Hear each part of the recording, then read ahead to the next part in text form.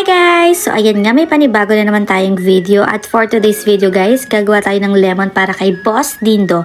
Dahil nga meron siyang trangkaso for today's video guys, kailangan natin siyang gamutin. Chares! So ayan na nga guys, nagre-ready na tayo ng gagamitin natin para magawa natin ang ating mission for today's video. At ayan nga, syempre kailangan natin i-ready ang ating mahiwagang lemon at syempre may pang squeezer tayo.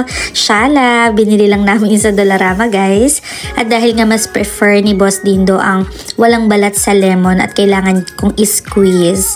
So ayan siya guys, diba? Nakakatuwa din naman yun guys, yung squeezer na yan. Kasi ang bilis niya lang gamitin tapos ayan o, tingnan nyo. O diba? Parang naglalaro lang ang peg.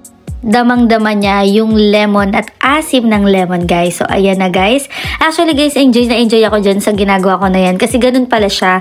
Mabilis siyang timplahin guys. So ayan, kita nyo naman, 'di ba? May pagbaliktad at may pagpa keme-keme. Guys, kung nandito kayo sa Canada at kayo lang mag-isa at may nararamdaman kayo, naku, kailangan nyo nang magpa-check up guys. Tip ko lang sa inyo guys, alagaan nyo ang inyong mga sarili dahil kayo lang ang makakatulong sa inyong sarili dito sa Canada guys. Mahirap magkasakit dito sa Canada guys at maswerte lang kami ni Boss Dindo ay dalawa kami nandito sa Canada. Syempre, paano na lang yung mga taong wala pa yung pamilya nila dito, 'di ba? So napakahirap lalo na ngayong panahon. So ingat-ingat tayo guys. At ayan, kita nyo naman, enjoy na enjoy ako guys. Mas maganda pa din guys na mag-ingat kayo palagi at mag-take kayo ng mga vitamins ko kinakailangan. Alamin nyo kung ano yung kahinaan nyo para at least meron kayong backup plan kung ano man yung mangyari. At guys, alam nyo ba dito sa Canada, libre ang hospitalization. Pero guys, kailangan nyo mag-antay. Kailangan nyo makahanap ng family doctor para may mag-asikaso sa inyo. Pero kung wala kayong family doctor, good luck guys. Napakatagal nyo mag-aantay sa ospital. At syempre, mahirap din kumuha ng booking guys, lalo na dito sa Quebec guys, gawa ng French ang language namin dito. So yun ang mga struggle dito sa Quebec. Pero guys, huwag tayo mawala ng pag-asa. Malay nyo naman magbago ang lahat. Mabilis magbago ang panahon guys. So antay-antay lang, malay nyo naman may pagbabago. So ayan na guys, ready na agad ang aking hot water. Kita nyo naman, ang dami ko nang nasabi, 'di ba? Ayan na. Nagsasali na ako ng hot water guys. At konti na lang, makakagawa na tayo ng lemon para kay Boss Dindo. So ayan na siya. At syempre nawalan nga tayo ng honey guys.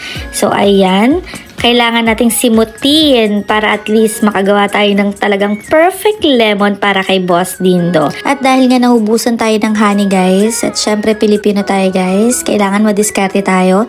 Nilagyan ko ng hot water yung loob ng bote ng honey guys para at least masaid ko yung honey, diba? So ayan ang mga kailangan natin dito sa Canada guys.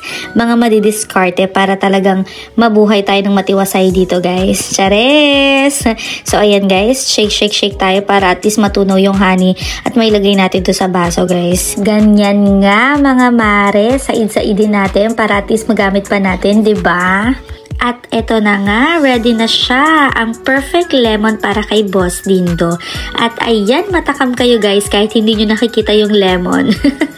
Kahit ako nung nagbo-voice over ako neto guys, ay natatakam ako sa lemon. Pero syempre guys, kailangan natin mag-edit. At ayan na guys, pupunta na tayo sa kwarto para i-surprise natin siya.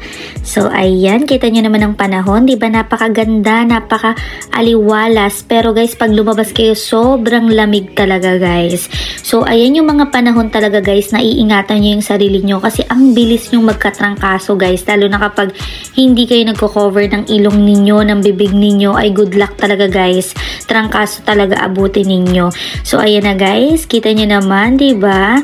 May pa-blue effect ang aming kwarto. So ayan, tulog na tulog si Boss Dindo guys. At talagang masama ang pakiramdam ni Boss Dindo guys, dahil gabi pa lang guys, talaga naman sobrang sama na ng pakiramdam niya. So ayan nga, nagbibiru-biru pa ang lolo nyo. Akala mo naman talaga. Buti na lang kanyo guys, off day namin kinabukasan. So nakapagpahinga talaga kami ng maayos ng bonggang-bongga. At kinabukasan nga guys, hindi siya nakapasok. So ayan, asim na asim ang lolo nyo. Sarap. Ang gagawin natin ngayon guys ay nagre-request naman siya ng breakfast. So gusto ng rice at gusto ng egg at hotdog. So lulutuan natin siya guys para at least naman makabawi tayo sa pag-aasar ko sa kanya kahapon. Siyempre, rice is life. So, kailangan natin magsaing muna, guys. mega saing tayo. At ayan na, syempre naka-order kami ng tender GC, diba? Thank you so much po.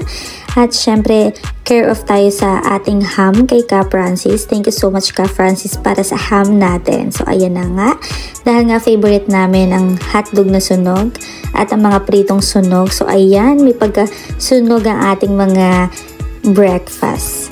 Syempre, hindi mawawala ang mainit na kanin, guys. Diba?